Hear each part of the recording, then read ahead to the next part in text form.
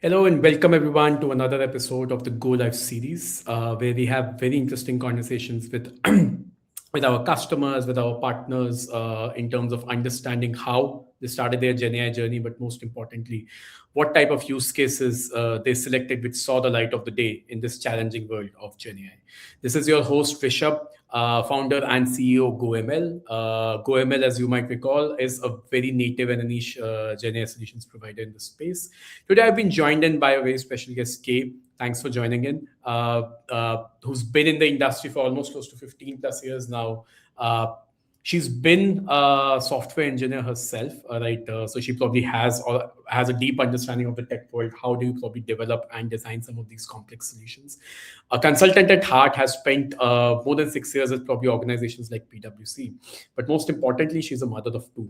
And why I said most importantly, because that probably led her to identify a major gap. I, being a very new parent as well, right, she identified a very major and a significant gap, right, in the industry, which is when you probably have children, when you probably have such young hearts with you. How do you probably, or how do you enable the parents or probably the pediatricians who are also sitting to plan the right diet, the right nutrition that you need to give to them? But most importantly, when probably they are not the regular children, they probably are suffering from some kind of conditions like diabetes, early stage diabetes, or bowel syndromes, and so on and so forth, right? So Kay has founded or started an application called Heartful Sprouts that tries to probably fill this gap. But Kay, not to probably steal your thunder, thank you so much for joining in. Why don't you probably get started with a quick introduction about yourself? Yeah, thanks for having me here. I appreciate such a great intro. Excited to be here. Thanks, Kay. And you want to probably speak to us about, and I definitely probably gave a very, very brief understanding in terms of what Heartful Sprout does. But do you want to probably speak about what's the problem statement? How did you eventually identify this gap as well? And what's the problem that you're trying to solve in this world? Yeah, sure. Um, like you said in your intro about myself, my background was in data and AI. I was a full stack software engineer and spent most of my career in consulting. And then I became a mom. I was like any other first time parents, like completely clueless, had no idea what I was doing. I leaned on my pediatrician as much as I could, but as an exhausted parent, I was struggling with even their basic questions. If you're a parent, you probably know how every visit goes. Like, I start with the question, how is the feeding? How are the diapers? How is sleeping going? And I was stressed just trying to remember those details. And I wrote down those details before I walked in. And when it was time to start solid food, my pediatrician handed me a flyer, just one piece of paper packed with text. I did read it word to word, and it got me through probably about a couple days. And after a week, I was completely lost on what to feed. So I built what I wish I had, and that became the Heartful Sprout. We start with a application for parents, just like myself. And then the more I looked into this space, I realized that clinicians had even less to work with than parents did. So I built a platform for clinicians as well, and we are providing the communication between clinicians and parents when it comes to health, well-being management, and nutrition and nourishment, all sorts of parenting-related things. And I had to build this whole thing from the ground up. Brilliant, brilliant. Thanks, Kay, for that introduction. Right, and I totally agree with you. Right, today also when we go to a pediatrician, right, for my kids, all I probably get is either probably a prescription, right, and then when it comes to nutrition, is as you rightly mentioned, probably certain either diets which is very very standard, right. So probably feed them legumes, feed them probably fiber and so on and so forth, right, and feed them probably wheat and whatnot. Mhm. But one thing that we are very specifically doing right at Heartful Sprout is not just probably generic nutrition, right? Not just probably creating another set of diet plans, but one thing that we're also trying to solve right jointly over here is that what happens when your kids have certain type of special conditions, like probably earlier diabetes, which is very common these days, right? Right, or probably something, and I don't even know how to say this, but something like a celiac disease, right? For your kids, and how probably then you react to these type of special conditions. Do you want to spend some time in terms of, a why do you think probably this was a relevant problem? But most importantly, since you started this grounds up, how did you think probably technology played a role in this type of a problem statement? Yeah, I think as we develop more advancement in technology, the biggest thing that enables us to do is personalization. When we talk about AI, we think about all the use cases that we use personally. And the great thing about AI is that AI learns from you, AI learns from data. So in the past, everything has been around like data pattern, but it got extracted into insights that people are trying to apply to everyone. But now that we can do personalization, more sophisticated technology, we can actually deal with more sophisticated or more medically complex case. Like you mentioned, celiac disease. There are a lot of health conditions that are rising, and all those advancements in technology and AI, it allows us to treat them individually and personally.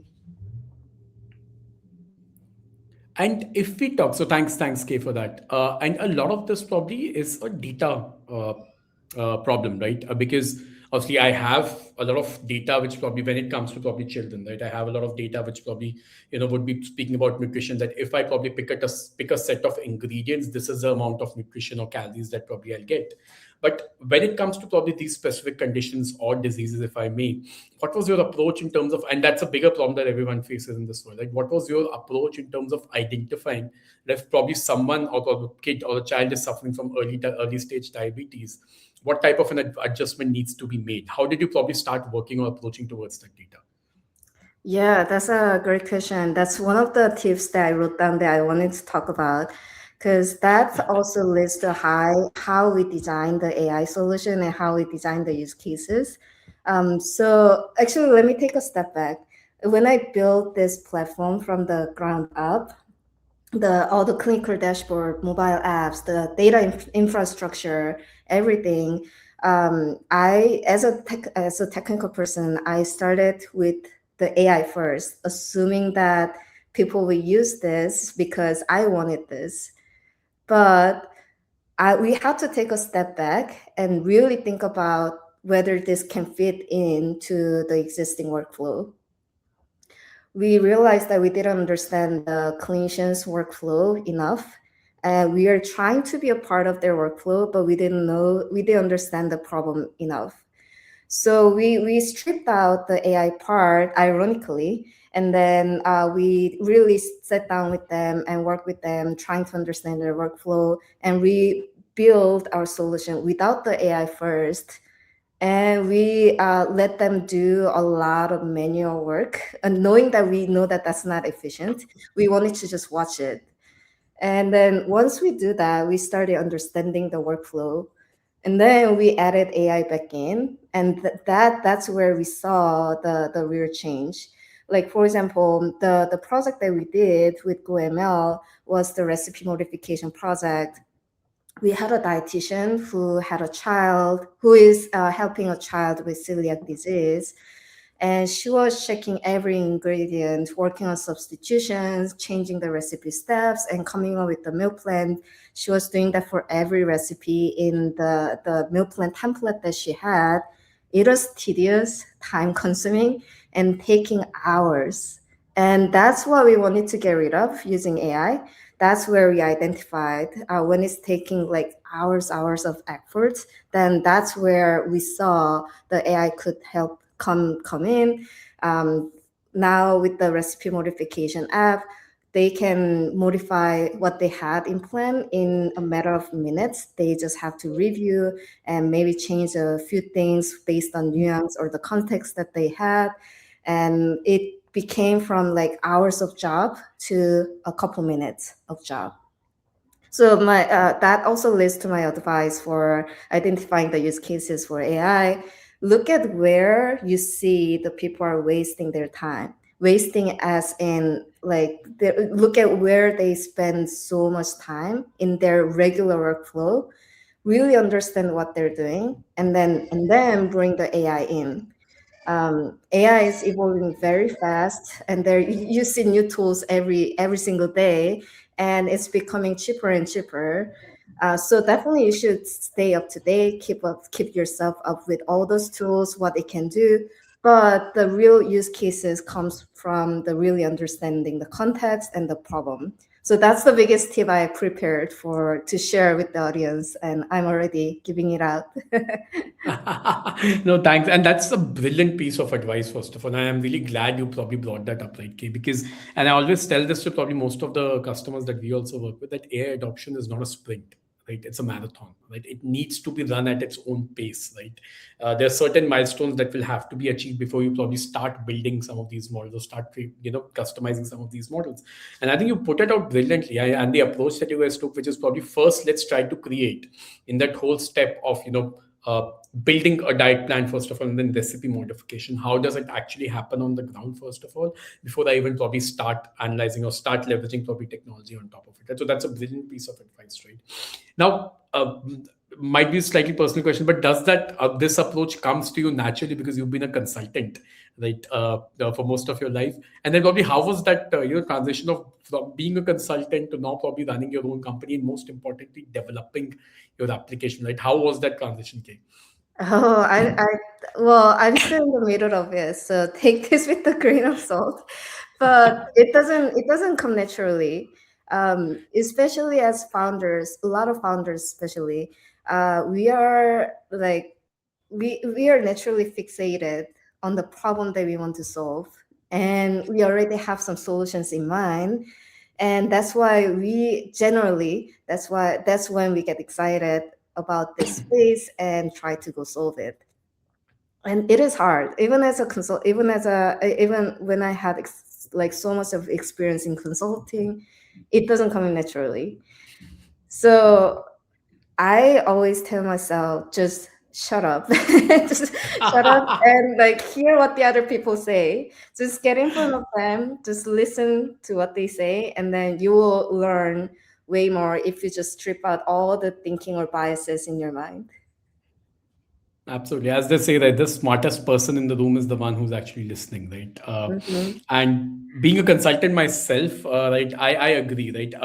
The biggest piece that, and everyone says that consulting is the most natural job because you're trying to understand processes.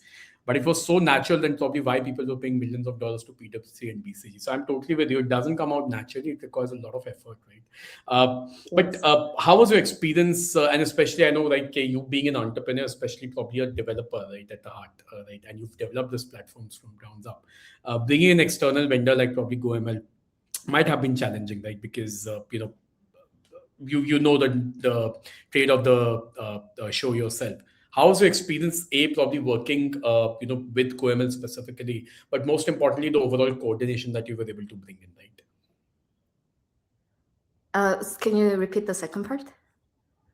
So love to probably understand your experience of working with GoML, right, on the use case that we saw, which is primarily a recipe modification use case. And then most importantly, how do you think probably this overall coordination with you being a developer at heart and then probably bringing in a vendor like us? So would love to probably understand your experience.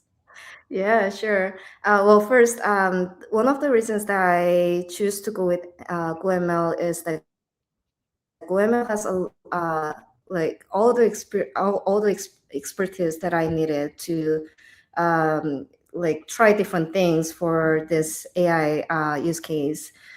We had most of our stuff on AWS already, and AWS was funding most of the project fee that I had because they wanted to see more Gen AI use cases. So when it comes to this project, I needed a partner who understood both the AI side, AWS, and also the healthcare constraints. And GoML had all of those.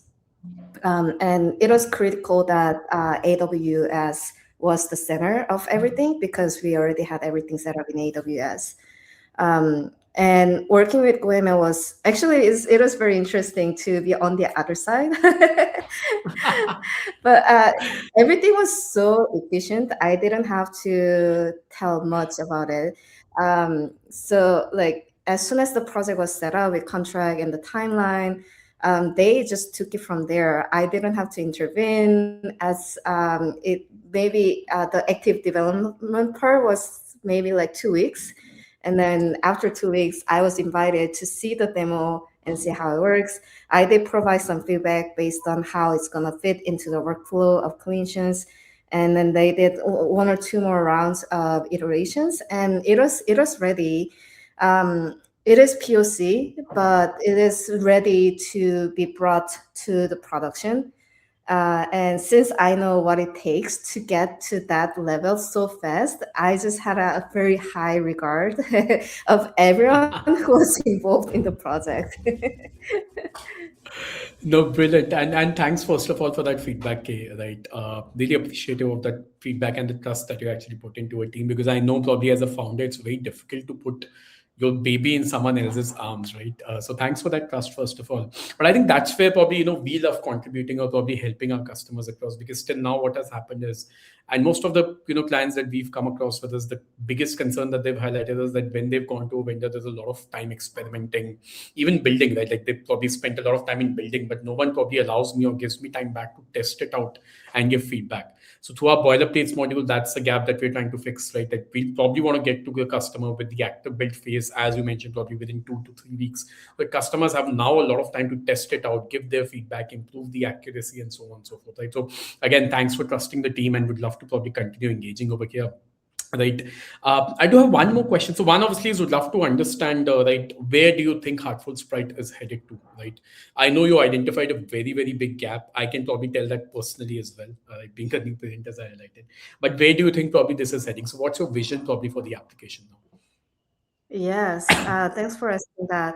Um, Heartful Sprout, we want to impact children's health at the earliest possible stage ever. And because that's when you set the foundation for everything that comes after. And we hear from a lot of clinicians that pediatric is probably 10 years behind the rest of the healthcare market. So there's a lot of gap to catch up for technology, and we want to do that catch up work for them so that they can be the best clinicians for their families. Using tech and AI, we are really arming the clinicians who are on the front lines to impact the children's health. Right now, you'll be surprised. A lot of pediatricians and a lot of families are still zooming into PDF files to see where their child is on the growth chart, or they're like following the line, drawing the lines to make sure that they're following the correct growth chart curve. You'll be surprised. It's that much behind. So we want to catch up that technology piece. We want to make sure that the communication and right metrics calculation, all those healthcare tools are up to date when it comes to children's health. And we started with nutrition because that's where we saw the biggest gap and biggest health impact. And our main platform really connects the parents and clinicians. Like parents track food introduction, nutrition at home, and that their clinician gets visibility so that they can give better guidance to the families. And that's where we stand. And we also have a couple other apps like supporting tube feeding and medically complex conditions. We're supporting over 500 families there. And we are soon to launch our baby tracker app this month. So there are a lot of things that are coming up in our organization. And our vision is really, as I said, we just wanted to support the technical communication and innovation between clinicians and parents so that we can build the better health foundation for the children. And I totally agree with you on the tech or the laggard that pediatricians industry is in terms of tech. And I probably totally resonate because all I probably get from the growth chart perspective for my 2 year olds is that this is the mean and this is where your child is. That's pretty much it on a graph, right? So really looking forward to it. Kay, you have your first user on this call. Happy to probably test out and use the app as soon as Yes, please. You've given a very, very good anecdote probably at the beginning of this call, right, to the founders. But before we probably call it a session, anything else that you feel that you'd want to probably share with first-time founders, especially founders who are trying to leverage something as nascent as Gen AI to start their journey? Any other anecdote that you probably might have for the team? Yeah, yeah. I think the biggest advice that I had, which I already explained, was understand the workflow. Um, I also mentioned that we should try different AI tools. AI tools are evolving like really fast, and there's no time to just like slack there. You gotta keep up yourself with the technology and just try different ideas. Understanding workflow is one thing, but really you have to try and experiment many different ideas. Don't try to make it perfect until you actually build it. Give it a try, see if that can be used, and build from whatever is working for the problem that you're solving. Absolutely. That's brilliant advice. So my two takeaways from this conversation, obviously, one is probably understand the process as is, first of all, before you even probably start, leveraging technology for it. That the approach that you actually took at Heartful Sprout. And number two, I totally agree with you, build it incrementally, right? There's no such MVP, which is a perfect MVP. Otherwise, probably it will be I'm pretty sure probably most of the industry leaders agree with that, right? So building incrementally is very important. But Kay, really appreciate you joining us today. It was a very insightful session, at least for me. I'm pretty sure for our audience as well. But really appreciate you joining us today. Thank you so much for this association. Yeah, thanks for having me. All right, great. Thanks, Gabe.